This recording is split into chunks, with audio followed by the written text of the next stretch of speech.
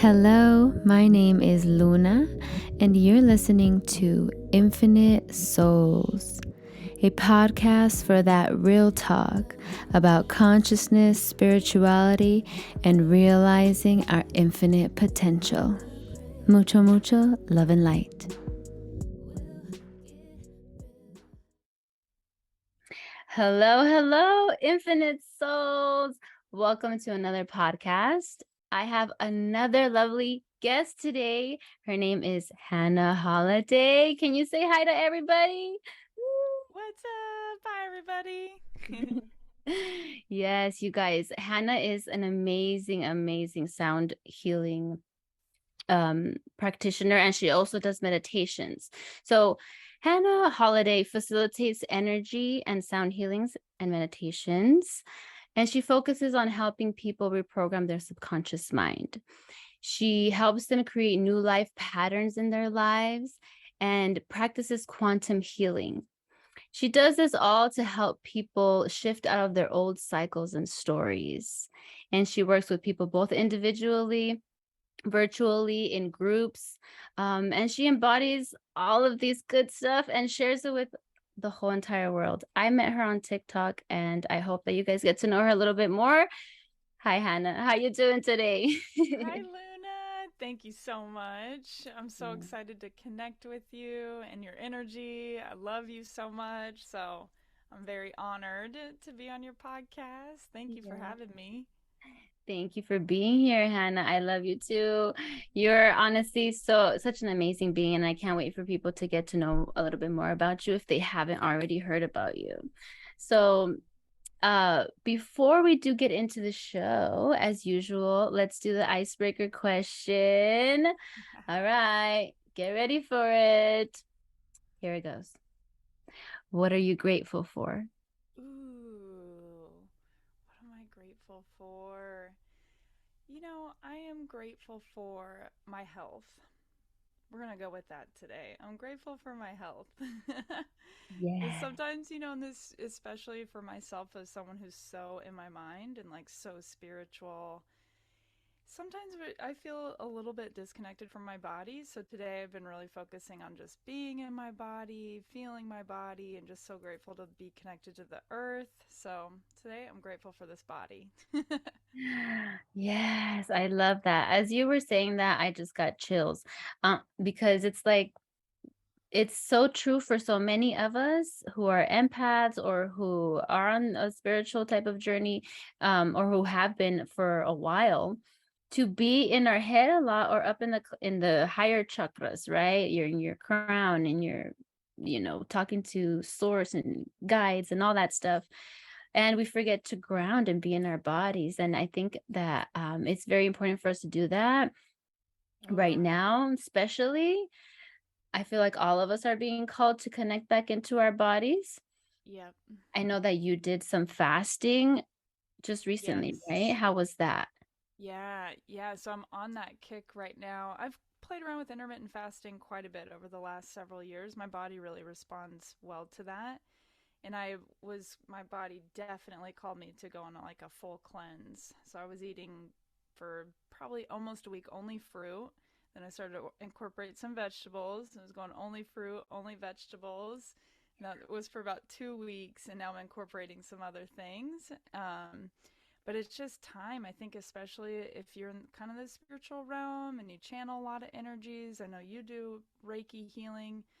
You want that body to be pure so you can be a clear channel, right? So, Mm. and just with how we're moving through what we're moving through collectively, I think the foundational piece for so many of us, like you said, it's so easy to get stuck in the mind and feel disconnected from your body. And I think for what we're all collectively moving through right now, whether you're spiritual or not, the more that we can be really in tune with what our body is saying and asking of us day in and day out, we can kind of weather the storm and weather the collective changes a little bit more because we can bring our nervous systems back into balance in that way. But it's a Mhm. practice, not always the easiest Yeah. practice. Yeah, yeah. Tell me about it. I have been also called to do fasting to clear the body. And so I'm doing a juice fast. I started today. I was supposed to start like a week ago, but that didn't happen. I convinced myself not to. Easy to Sorry. do. I'm like, oh, I forgot I was not supposed to eat today. Oops, the pizza's already in my mouth. No, I'm just kidding. No, no. So I'm doing juices, right? I'm trying to just still have something, in my belly, aside from water. So I'm doing the juices, juicing veggies and fruits. Nice. So wish me luck. That's awesome. Yeah. Man, I feel a Yeah. huge difference when I do it. Oh, I know huge, you huge will. difference. Huge difference. I did this before. I did it when I first learned Reiki. I did fasting, and I did it before I learned the Reiki, but it was while I was learning actually. Um, and I started to really hear my intuition really, really clear. Like I would see the energy rolling around. Like I haven't, I So see cool. them, I've seen them maybe once a day, but before I used to see them often, the little fairies flying around, everything, just a whole everything. So it really does make a difference and clears the mind. Um, because the mind, especially my mind, is so busy, always running like 1,000 miles an hour. Oh, me too. Yeah, yeah. Me too. So it Nonstop. really does work, you guys, and it's not for everybody, of course. Some people, actually, I think that everybody can benefit from it, but there are different ways of doing it, different methods of doing this type of fasting. There's intermittent fasting. There's fasting where you fast like for 3 days straight, one day on, one day off, one day on, one day off. It just is different depending on your body. Listen to your body. Yeah. But let's get into this, okay, Hannah, because I want to get to know more about you and also let the people who are watching get to know more about you. You are an amazing, amazing, amazing human being who does so much for the collective already here online and on in person as well. So let us know a little bit about how you got to where you are now. How did you have what caused your spiritual awakening? Yeah. Yeah. So didn't have necessarily a spontaneous awakening.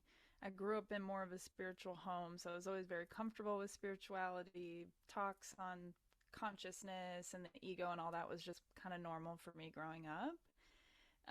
But I would say a lot of my shadow work. I grew up as a competitive athlete. I played Division 1 tennis in college, and that is where like all my shadows started to come up.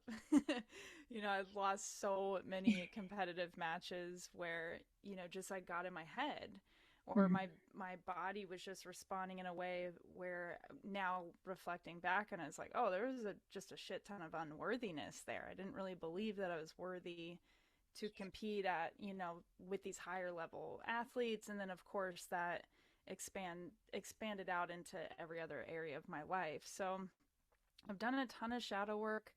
I think because I started in this world, I became a holistic health coach in 2016, and from then on I was really focused on nutrition and really focused on helping people get out of kind of the big food industry and cycles. So I focused a lot on nutrition at that point, and then started to transition into more energy healing and incorporate more of the spirituality, which was always probably my first passion. And then it just kind of evolved. I had a couple businesses that I started and failed, and that was a ton of shadow work and dark nights of the soul through all that. Ended relationships, business partnerships, tons of shadow work in those scenarios too. So it's just been kind of an ongoing thing. But I think because I've always been in this realm of personal development, I've always been willing to really look at myself. So at any opportunity where I see something come up in my, sphere, whether it's a challenge, a breakup, some sort of business, venture that isn't going right, I'm the first to look at myself and go, okay, well, I'm the common denominator here. What is happening? If there's a pattern coming up or a repeated, even thought pattern with myself. I'm the first one to look at it.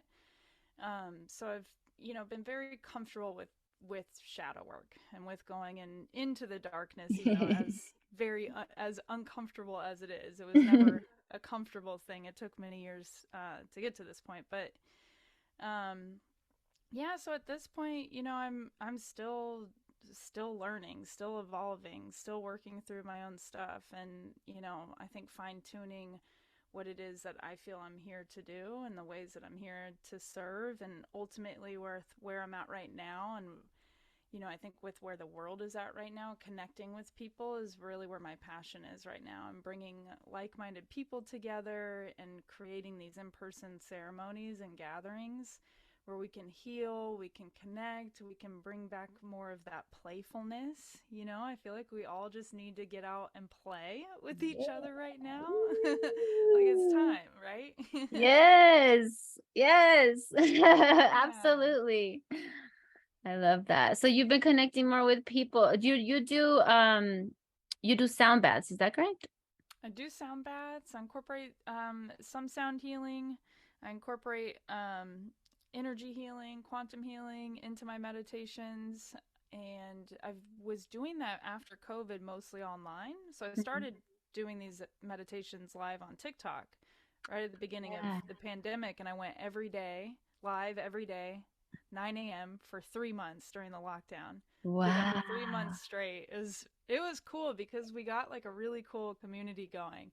So every Yeah. day we were all showing up, and I'd stay on there for like 2, 3 hours, and we just talk after. It was really cool.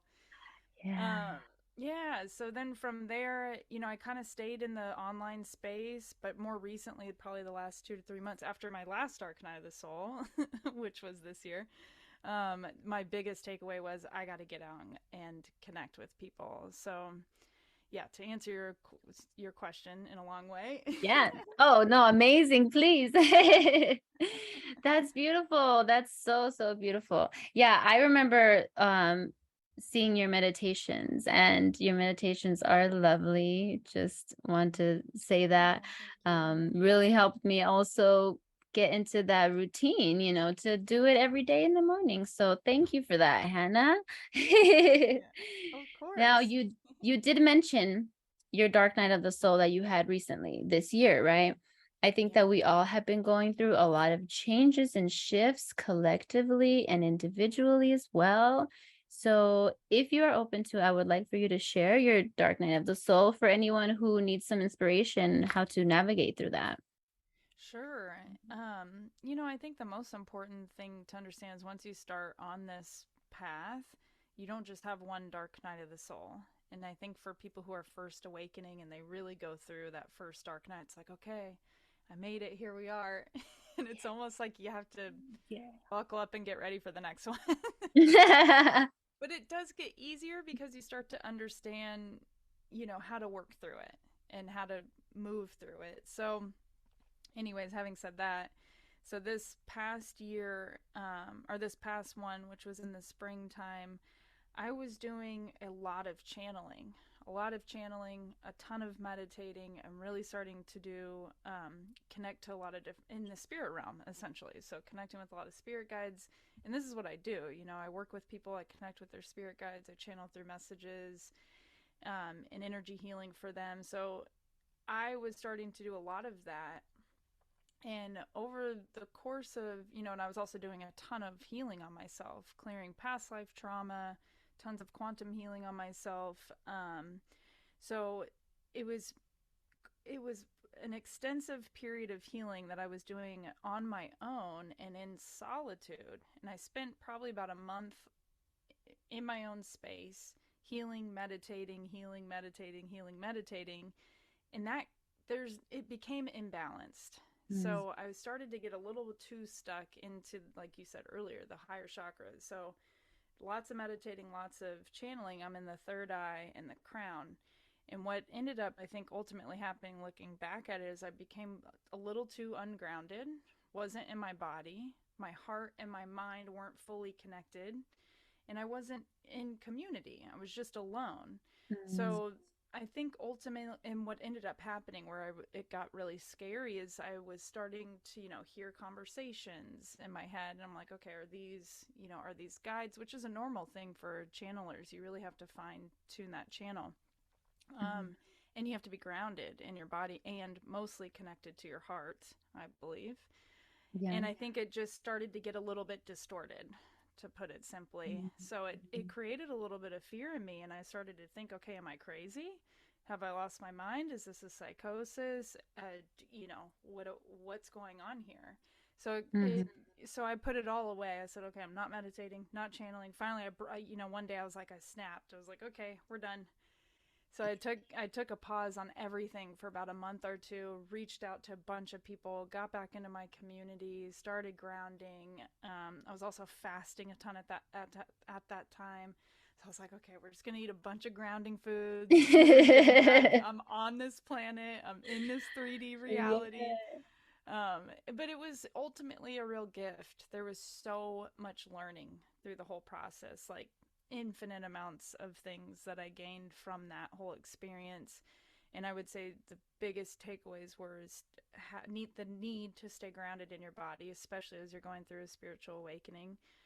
The keeping your heart and your mind connected. One thing that I did channel during that time, because there was a lot of good information that was coming through at that time, but keeping your heart and your mind connected. When you Mhm. keep the heart chakra and the third eye and the mind connected, then the truth can speak, right? So Mm. that throat chakra, the truth can speak. But when the heart and the mind are disconnected, distortion speaks. Mhm. And I think that's just so true for so many of us, Yeah. especially those of us that are stuck in the mind. If the mind is racing, racing, racing, but you're not really in your body, your heart Mhm. isn't, you're not connected to that heart center, this just without a doubt, the mind will turn to illusion. Mhm. I think it will. And that's where you can really start to feel, kind of untethered or ungrounded or, just kind of chaotic, especially with what's going on in the world right now. Yeah. Yeah. Yeah. So when you say, for the people that are listening who may not be familiar with all of the terms, when you say grounding, when somebody needs to be in their body, what does that mean for somebody? What do you do? Yeah, and this can be very simple, but my favorite practices are to literally connect to the earth every day. So, and even if it's concrete, going outside in your front yard and planting your bare feet on the ground. Bare feet on the ground and just connecting with the earth. And this can all be through visualization because we all have a grounding cord. We all have a connection to the earth, but many of us, especially if we're, up in our minds or we're in fight or flight, we're stressed, we're not fully connected to the earth as we could be. So physically connecting to earth, nature, just getting in nature, putting a hand on a tree can be super simple. But also, if, let's say you can't get outside, I visually bring my awareness down into my body. So I almost, you can picture like a waterfall coming through from the Mhm. top of your crown down into your body and just pulling your energy down into your body, down into the soles of your feet. So bringing all your awareness down into your body and then bring your awareness back into your five senses.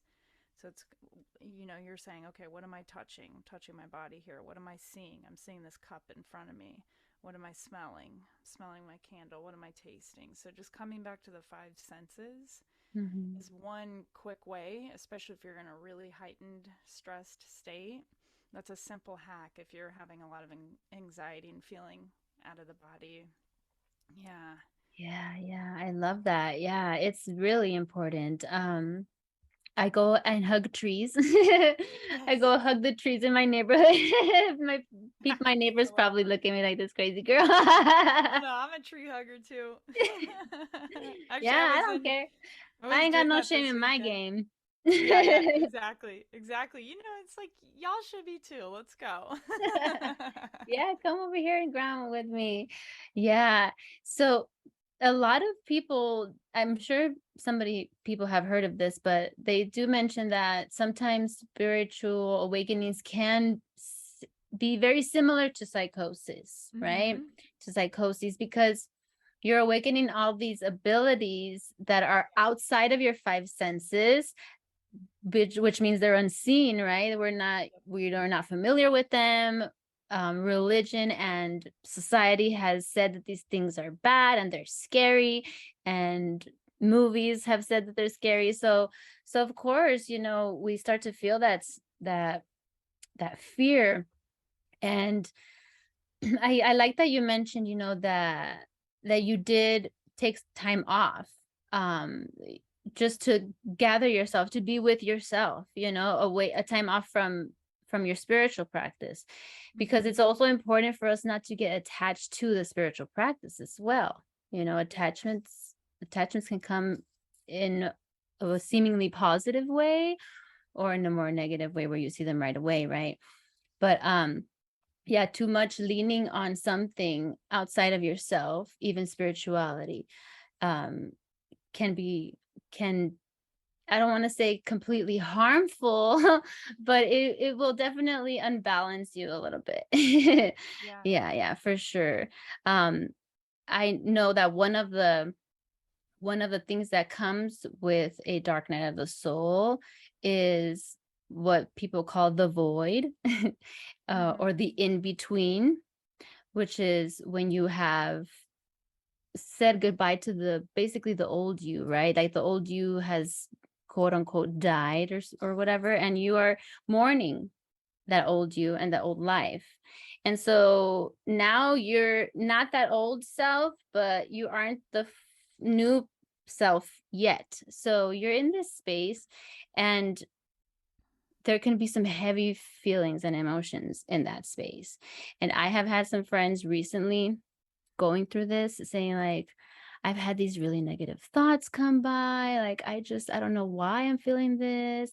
Like I'm like, you're gonna get through it, just keep staying positive. um Sit with it, see what it is, and if it's not yours, tell it to go away. Say, you don't belong here, that's not my thought, rebuke it, or whatever word you want to say, Mm-hmm. and it'll go away, it'll leave you alone. But I want to talk a little bit about the void and what kind of feelings you feel during that time, and what advice you give to somebody who's in that space right now, just because I have people around me who have that recently. So I kind of want to talk about it. So what are your thoughts about the void? Yeah. Yeah. Well, it's so common, and you'll experience it multiple times, just like you would a dark night of the soul, or you can call it an ego death. And I've experienced it several times. In fact, I think I might be in it right now. But the void. So when you're in the space between the old self and the new self, what can happen there is first the ego, we'll use that, right, which I view the ego as the conditioned self, so the version of you that you're healing, and you're Mhm. starting, and there's a lot of different ways to define the ego. However, that aspect of you, which you can also view as the inner child version of you who is also healing, and this is mostly what we're healing when we're going through a spiritual awakening, is the past versions of ourselves. So the inner Mhm. child aspect, maybe past life aspects. But you will come against resistance. You will see resistance with that version of you come up. And I always view these as opportunities for more healing. So, if first and foremost, no matter what you're feeling, know that it's normal. You're safe to feel that way. It's temporary, and you're going to swing back the other direction, because which is hard to remember when you're in that phase. You think, "Oh my god, what the hell? Why am I in this space again? I've already done so much healing. Why, what is going on?" So you Yeah. can feel really lost, really confused. And in those spaces, I would say the number one thing is to balance your nervous system.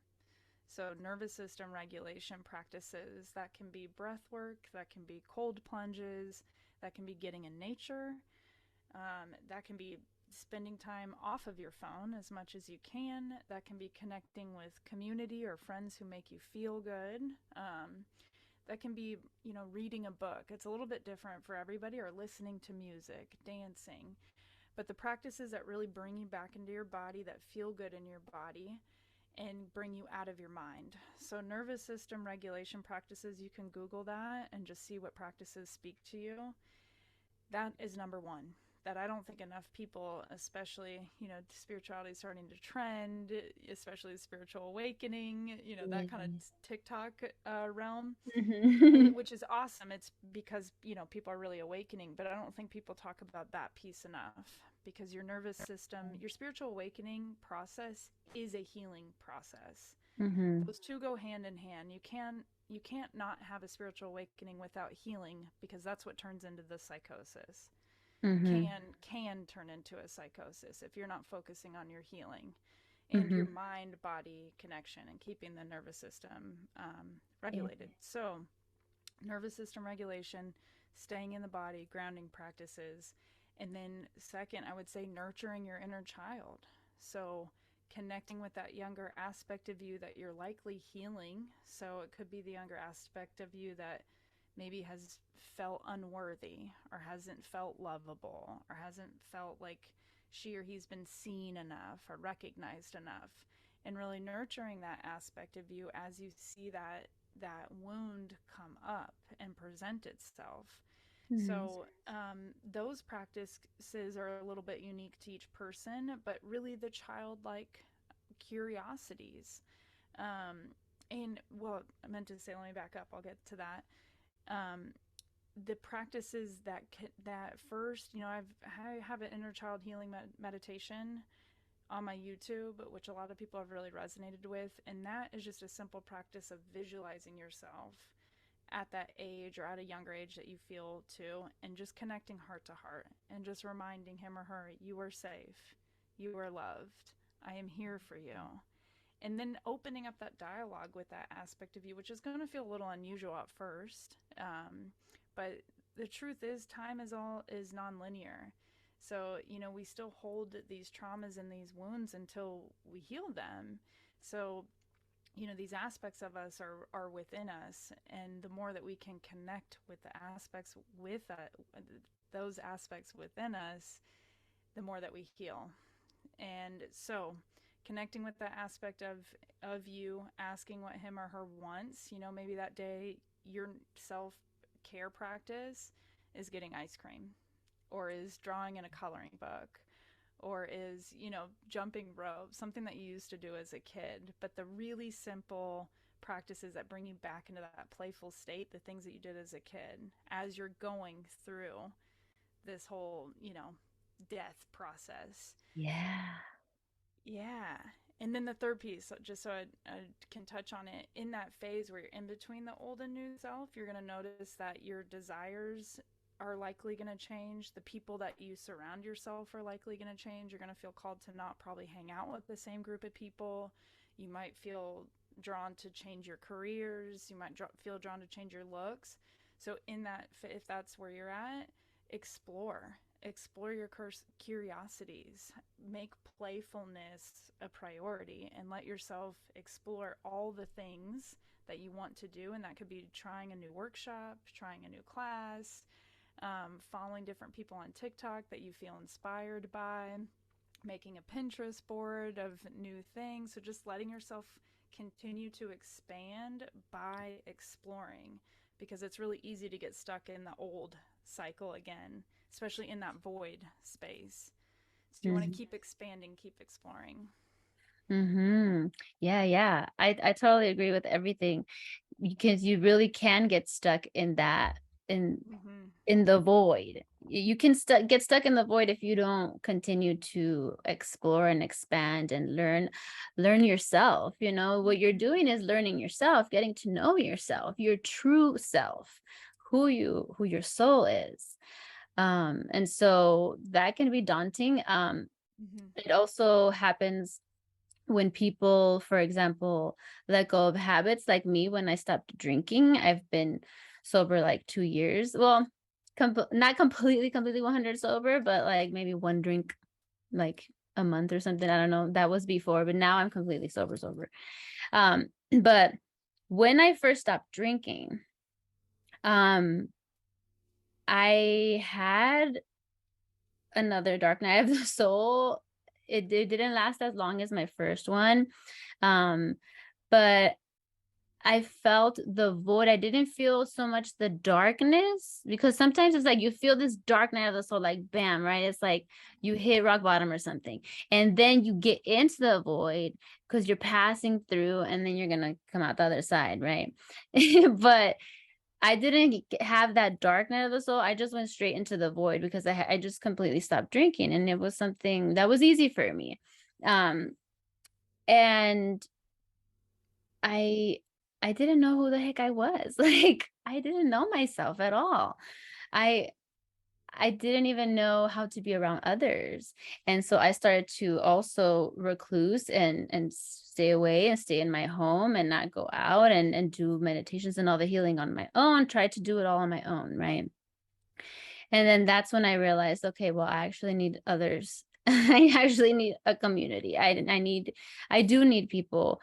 Even though I always want to say I'm a strong, independent woman, but I do need others to heal. We all need each other to heal each other. We heal each other just by having a conversation with somebody. You Mm-hmm. never know what they're going to say, something that's going to land, Spirit moves through people. If we are angels on earth. I always say everybody is an angel because spirit speaks through everybody. And so yeah, community, doing things like art, that really helped me. Painting, because you're in that flow state. And getting a lot of sunshine, that helped me a lot too. um and moving my body, movement. The bigger the movement, the more energy you're moving. Do Yeah. cartwheels, do that shit. Yeah. Yeah, yeah. No, thank you for saying, because I meant to add that into those other pieces. Movement. How could I forget that? That was one thing that actually happened. That was part of my dark night of the soul. Is I didn't work out for a month, and that is Mm. not me, not who I was, not just growing up as an athlete. There's just no way that I would ever allow myself to do that. But in that time, I was kind of just thinking I needed to slow down more. Mhm. Anyhow, the movement is huge, huge, because it keeps you in your body and it keeps the energy moving. Yes, yes, yes, yes. Yes, 100%. It keeps that energy movement and it gets you Yeah. like really feeling your body. What worked for me was yoga, because you're balancing and breathing. And so your breath is your anchor, which puts you into your body. So the breath is also a great way to access your body. Um, and now I want to move on to our next topic. Now our next topic is just briefly. I want to talk about spirit guides. You did mention that you do channel. I channel mostly song. Now I'm starting to channel light language. Is Yeah. coming through. Yeah. So I'm excited about that. Thank you, Spirit. And Nashita, who is my guide for light language. Oh, how Um cool. That came through a guide for you, that a way that opened that up for you. How cool. yes, I have a guide. So I'll tell you guys the story real quick. Yeah. So I had a darkness clearing with a friend of mine, and so he's like, "Can I look into your past lives?" I'm like, "Yeah, go for it." And what he saw was, first he was confronted with a guide, with my guide. My guide came through first before he could see anything. And he asked her name. She said Nashita, but he couldn't see her because she was inside of like this glass box, right? And so then he asked me, is it okay if we communicate? Can we remove this box, this blockage? I said, yeah. So as soon as I said yes, he said it completely disappeared. It was just me accepting that, yes, she's my guide, and yes, I can speak this, right? And then he saw her and he's like, wow, I've never seen anybody like this. She's like, she's covered in, and he was like trying to find the words. And as he was thinking, in my head, I started to hear light language loud in my mind. and just going on and on. And I was like, what is this? What am I hearing? Is this light language? And as soon as I started hearing that, then he said, are those light codes? It looks like she has light codes all over her body. I was like, what? I didn't say anything. I stayed quiet. I just wanted to see how it went, right? So he's like, wow, she has these light codes. And he's like, wow, it's so beautiful. And then he said that she was like, oh, that I needed some healing. And he looked and he did a scan on my body, and there was a box in my throat of light codes. And he said that it was just stuck in there. It was stuck, right? Because I had been already, I had heard of it and it was coming to me and I was hearing it, but I was like, am I tripping? Like, is this speaking in tongues? Like, what is it? And what really is it, you know? And um, I think this was just her saying, just trust and surrender. Don't ask so many questions, Yeah. right? Because she showed up as soon as he got into the meditation. So, yeah, he cleared up that voice box, and then he saw a past life where I was an angel who used to sing. I used to sing light codes to people to heal, and Yes. yeah. So it's a whole long story, but that's basically the gist of it. And since then I have been practicing and hearing it, and it's gonna come through in my music. I think that's Yep. what spirit is calling for. But guides are real and they're here to help you. So Hannah, please tell us, how do you connect with guides? What are spirit guides and how many do you have? Yeah, yeah. So for me, my guides first came in as like a collective. And when I first started channeling, so my typical practice used to be years ago, I'd sit and meditate for 30 minutes to an hour, and then I would sit down at the computer and I would open my channel and set my intentions. You know, you always want to have an intention. If you're going to open up to connect with spirit, I allow in only the energies on the vibration of pure love, of divine light, who are working with me for my greatest and highest good. You know, no other energies can enter my space because you are, you know, opening yourself up to a lot of different energies. So you just want to set the intention, have your little protection or however you resonate with that practice, whatever it is for you. So I would set my intentions and then I would just automatic write. So I was automatic writing, and then, you know, it started where it was just a journaling practice for myself, but then I was starting to tune in. This was prior, after I started to understand I was channeling, then I was doing, you know, connecting to the spirit and setting those intentions. But I started to hear a voice that I knew wasn't mine, and the words were just streaming through. So I was just typing it out. It's faster for me to type than write. So I'd just start typing out, and information started to come through of what was going to be upcoming for me, things that I was moving through. So it started to get really clear, and I kind of honed in on that practice through automatic writing. So my guides are a mixture. I connect quite a bit to the archangel realm. I connect to the ascended master realm, and I connect to the galactic realm quite a bit. So those are the three kind of subsections, I would say, of spirit guides that I work with. But there's all different kinds of spirit guides. There's elementals. You know, some people are working with different archetypes, but they're really just, it's a different consciousness. And you know, in this 3D realm, we see point is it 0.003% of Mhm. the light spectrum, Yeah, which means something we're like that. basically blind. Yeah. Like we Like, cannot see anything here. So there's so much space and vastness of energy that we cannot see. And these are just different consciousnesses that you can connect with that are always around you. Your spirit guides are always there. mhm. It's just about you setting the intention to reach out and connect with them, and then developing the relationship and starting to trust that what you're receiving is actually, you know, that that whisper from spirit. And that takes some time. You know, sometimes people are super tapped in, they get it really quickly. Some people have to kind of nurture that relationship. You'll see a lot of people first start with synchronicities. They start to see the repeating numbers. I always view that as like a wink from the universe or your Mhm. spirit guides. And you can interpret those in all different kinds of way. But I'm always like, oh, I'm I'm getting a little wink from my people. Like, I'm in alignment. That feels good. It's always like a little energy boost. Uh-huh. Um, so yeah, I mean, my spirit guides, I work with several, and sometimes, you know, I because I do more of like a quantum healing, and quantum healing is really an umbrella term for a lot of different types of healing. It's spiritual healing, energy healing, the mind body connection, that healing process. But in the quantum healing space, we're really talking about our multidimensionality. So we have also our higher selves, which live in a higher dimensional space. You know, all these beings live in a higher dimensional space than us. So they're not here in this 3D physical realm.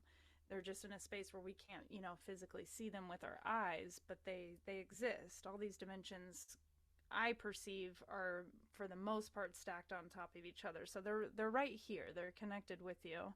Even though you can't see them, you can feel them. Maybe you can even smell them. You know, we have different clairs and abilities. Maybe you can hear them, and maybe you can see them in your mind's eye.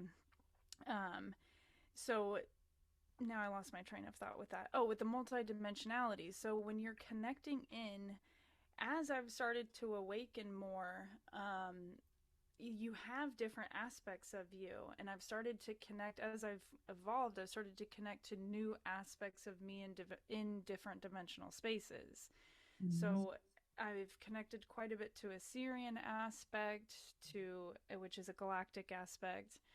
And this is where, you know, you might perceive me as like crazy, and it's like, okay, that's fine, because it does sound crazy.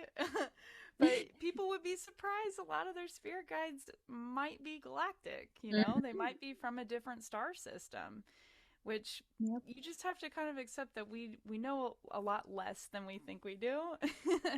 And once you start to kind of open up to that, you know, the other dimensional spaces, and you welcome it, and you're not in too much fear around it, you know, Mhm. these energies can't connect with you if you're in that space of fear. This is a loving energy that comes in. They connect to you through the heart, and they will Mhm. never come in a way to scare you or to induce fear. Not the guides that I work with, you know. But, you know, all of our guides, they're here to protect us. They're here to help us raise our vibration and come back to that place of love, and help us move through the human experience, which is heavy and dense. But it's always a loving presence, and it's never to invoke fear. So I would say that as well. If you are trying to decipher, am I talking to my spirit guide, or even if you're trying to decipher if it's your intuition or not, ask your Mhm. body, am I in fear right now? Or am I in an open heart, loving energy right now? And if it's in that loving energy, it feels open, it feels expansive and welcoming, then that is a spirit connection. But if it's fear, you know, it could be your body reacting, or it could be a different energy out there. And that's okay. There's a lot of different energies out there. But you always have sovereignty over your energy field. And like you said earlier, you get to decide what energy circulates around you. Mhm. Yes, yes, Yeah. 100%. Thank you for mentioning that about, that it doesn't feel like fear, that they come through the heart. Yeah. You know, the connection is like the heart mind coherence, the heart mind Mm-hmm. coherence, right? And then they come down. So definitely the heart, I think, is I believe that is the portal to everything. It's Yes. the portal. Agreed. So that's definitely where you're communicating to these guides from. Even if you're doing tarot, you also want to be specific who you're connecting to, what energies you're allowing in, what energies you're not allowing in. So you have to set your own boundaries, set up your space energetically, not just physically. Yeah, we cleanse the space with smoke, we clean up a little bit, we organize, but we also have to cleanse the space and clear it, and tell them who's allowed and who's not, make your Yep. protection bubble. Um, that's very important. It's important to know that you have bodily autonomy. You're the sovereign Mm-hmm. soul Yep. who has control of what they allow into their energetic field. So if there is an energy that is bothering you, or if it's something that you got from a public place where you were at a party, a concert or something. Sometimes it's our own mind. Sometimes Yeah. we have our own demons, you know? Oh yeah.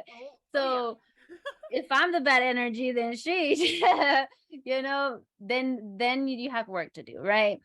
So Some healing to yeah, do. some healing. It's just a little bit of healing, some observance. It's just observing, really. That's what healing is, just seeing what's there and loving it, you know, as part of you.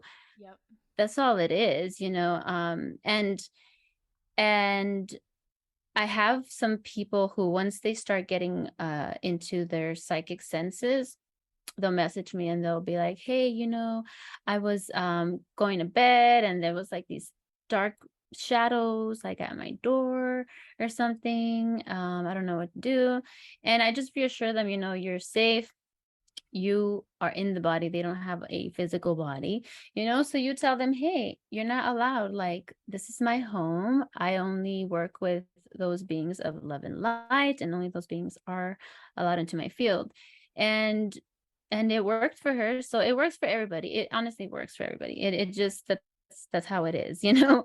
Yeah. um so don't be afraid, definitely don't be afraid, because the fear is going to push you further away from that. I think that we as a society have a lot of uh dismantling or unlearning that we still have to do collectively, as far as when it comes to the spiritual realm, considering that we are blind, that we don't see the spiritual realm. Mhm. So yeah, so those are all new things coming, and thank you for mentioning that. That's very, very important. Yeah. Um, so I think we have talked quite a bit today, and it's Yeah. been fun. Is there anything else that you want to talk about, Hannah? I always open up the floor for anybody.